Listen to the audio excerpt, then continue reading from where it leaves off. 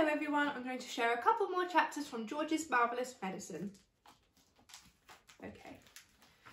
The cook-up. In the kitchen, George put the saucepan on the stove and turned up the gas flame underneath it as high as it would go. "George," came the awful voice from the next room, "it's time for my medicine." "Not yet, Grandma," George called back. "There's still 20 minutes before 11 o'clock. "What mischief are you up to in there now?" Granny screeched. "I hear noises." George thought it best not to answer this one. He found a long wooden spoon in a kitchen drawer and began stirring hard. The stuff in the pot got hotter and hotter. Soon the marvellous mixture began to froth and foam. A rich blue smoke, the colour of peacocks, rose from the surface of the liquid, and a fiery, fearsome smell filled the kitchen. It made George choke and splutter. It was a smell unlike any he had smelled before. It was a brutal and bewitching smell, spicy and staggering, fierce and frenzied, full of wizardry and magic. Whenever he got a whiff of it up his nose, firecrackers went off in his skull and electric prickles ran along the backs of his legs. It was wonderful to stand there stirring this amazing mixture and to watch it smoking blue and bubbling and frothing and foaming as though it were alive. At one point, he could have sworn he saw bright sparks flashing in the swirling foam. And suddenly, George found himself dancing around the steaming pot, chanting strange words that came into his head out of nowhere. Fiery broth and witch's brew, foamy froth and rich's blue. Fume and spume and spoon drift spray, fizzle, swizzle, shout hooray. Watch it sloshing, swashing, sploshing, hear it hissing, squishing, spissing. Grandma better start to pray. Okay, next chapter. Brown paint. George turned off the heat under the saucepan. He must leave plenty of time for it to cool down.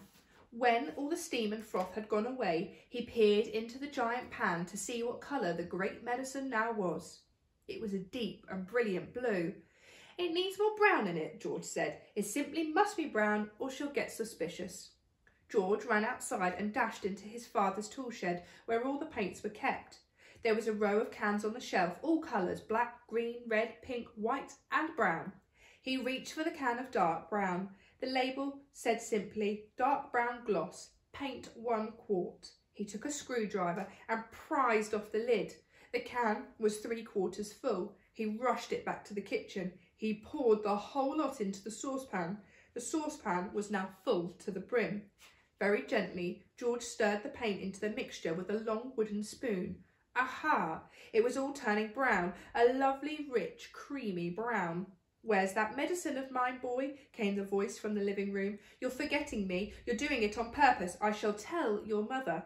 "I'm not forgetting you, Grandma," George called back. "I'm thinking of you all the time, but there are still 10 minutes to go."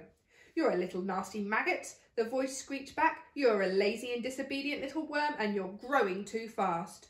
George fetched the bottle of Grandma's real medicine from the sideboard. He took out the cork and tipped it all down the sink. He then filled the bottle with his own magic mixture by dipping a small jug into the saucepan and using it as a pourer. He replaced the cork. Had it cooled down enough yet?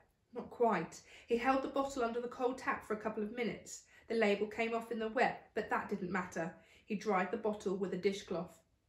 All was now ready. That was it. The great moment had arrived. "Medicine time, Grandma," he called out. "I should hope so too," called the grumpy reply. The silver tablespoon in which the medicine was always given lay ready on the kitchen sideboard. George picked it up. Holding the spoon in one hand and the bottle in the other, he advanced into the living room. Okay, we'll leave it there and join me next week for another couple of chapters. Bye.